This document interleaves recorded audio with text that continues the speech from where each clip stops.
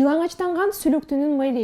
Активисти ашата сөккөн Кызылкая шаардык архивинин башчысы жана Дубайда жол тандабаста сайраңдап жүргөн Савай айыл өкмөтүнүн башчысынын видеолору интернетте желдей тарады. Акценттин бүгүнкү чыгарылышында мамлекеттик жана муниципалдык кызматкерлердин этикалык кодекси тууралуу сөз кылабыз. Коомдо өзүн алып жүрүү эрежелеринин топтомун этика деп атайт.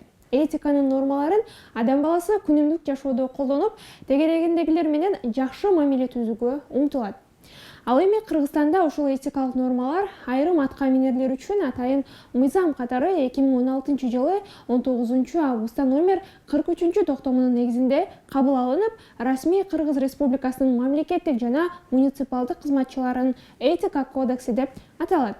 Бул расмий документке таянсак, кызматчылардын этикасы мамлекеттик башкаруу жана жергиликтүү өз алдынча башкаруу органдарында кызмат орундарын ээлеген адамдардын моралдык, маданий жана кесиптик көрүнүшүнө карата коомдун талаптарын чагылдырган жүрүм-турум ченемдеринин жана эрежелеринин жыйындысы.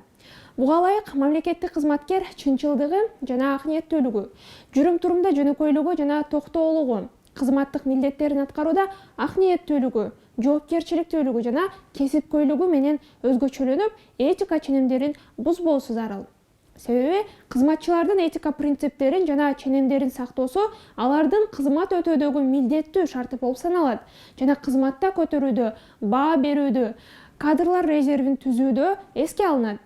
Этика кодекси төмөнкүдөй негизги жоболорду камтыйт: кесиптик милдеттүүлүгүн, коррупцияны алдын алуусун, жүрүм-турум маданиятын. Мындайча айтканда, мамлекеттик кызматкер кайда болбосун өзүн үлгүлүү алып жүрүүсү зарыл.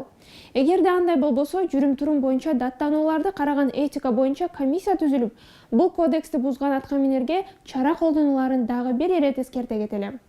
Эмне болбосун, мамлекет ишенип берген кызматты аркалоо.